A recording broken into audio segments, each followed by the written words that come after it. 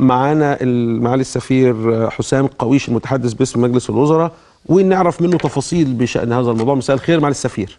مساء الخير يا فندم. نسأل أولا، هو حضراتكم الموضوع ده وصل لكم إزاي؟ موضوع فيلم حلاوة روح.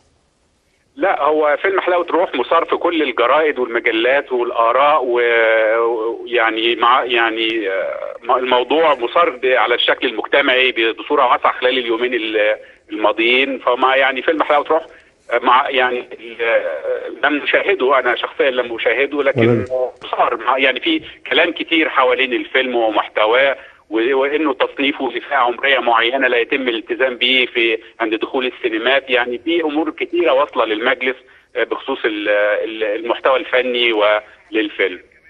ودور المصنفات طبعا اللي احنا مش عارفين، يعني لازم نفهم هو ايه دوره تحديدا، يعني جهاز المصنفات، الرقابه على المصنفات الفنيه. هو التوجيه اليوم يعني كان باعاده العرض على المصنفات الفنيه، وهم الجهه المعنيه اللي تقدر تقول الفيلم ده فعلا كما يعني الناس يعرض على كل الناس، هل يفضل نفس الفئه العمريه، هل يمنع، يعني هي الجهه. يعني حضرتك عايز تقول لي انه رئيس الوزراء لم يمنع عرض الفيلم، هو فقط؟ لا، هو مجلس الوزراء والسيد رئيس الوزراء مش جهه منع موقع او منع عرض منتج فني فيلم، لا.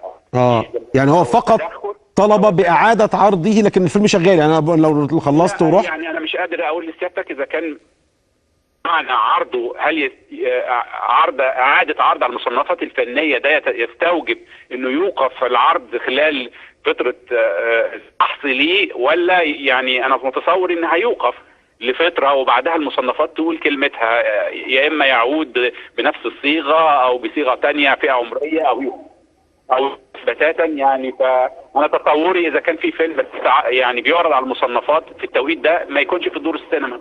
طب معالي السفير، اصل دي قضيه تستحق ان حضرتك معلش يعني تتواصل مع الجهه المعنيه، ربما تكون. معلش انا مش سامع سيادتك كويس. يعني معايا النافيجيتور بيمشيني، فانا بسمع حضرتك مش واضح، بس انا تحت امرك. لا بس يعني هو احنا دلوقتي ما احناش عارفين يعني الفيلم، يعني احنا هل حضرتك تواصلت مثلا مع السيد وزير الثقافه او اي جهه اخرى تقول اذا كان الفيلم ده معروض ولا تم وقف عرضه؟ يعني انا حبيت انزل بكره اتفرج على الفيلم، هروح سينما والاقيه شغال ولا مش هلاقيه شغال؟ في الغالب انه الفيلم اللي بيعرض المصنفات الفنيه بيوقف عرضه لحين ان المصنفات الفنيه تقول رايها مره اخرى. يعني احنا مش عارفين اذا كان موقوف ولا مش موقوف. يعني دي تهيألي الاجراء الفني ده ممكن العوده فيه للمصنفات الفنيه، لانه فيلم سبق ايجازه، فهل لما يعاد العرض يوقف الفيلم خلال الفتره دي ولا بيستمر العرض ليه؟ اعتقد دي جزئيه فنيه ممكن تطلعها من المصنفات الفنيه. طب انا يعني اتمنى انه بناء على ما اثير وما وصل حوالين المحتوى بتاعه.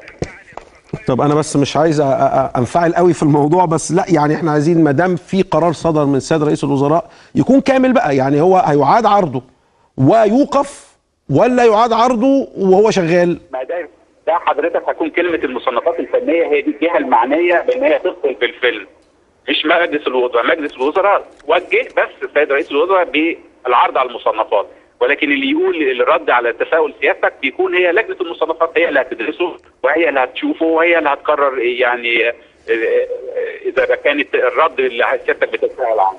وعارف حضرتك في التعامل مع الحكومه عاده يقول لك روح الجهه الفلانيه جيب منهم جواب يثبت انك انت كائن حي. لا، الجواب ده جهه، ده هي مصنفات جهه معروفه، مش جوابات. هيشوفوا المحتوى بتاعه وبناء عليه هياخدوا قرارهم. طيب ممكن بس اشكرك معالي السفير، مش عايز